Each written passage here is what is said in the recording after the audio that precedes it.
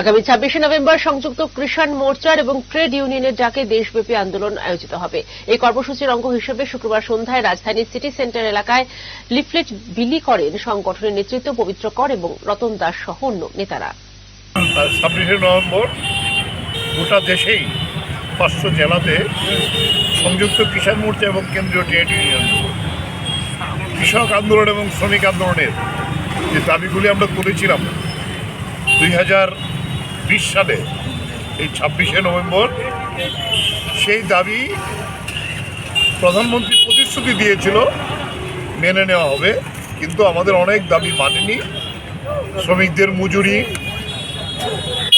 ন্যূনতম করা এবং শ্রমিকদের 8 ঘন্টা কাজের অধিকার গোটা পৃথিবীতে স্বীকৃত, কিন্তু ভারতবর্ষে এখন 16 ঘন্টা কাজ করতে হবে, এই আইন করছে।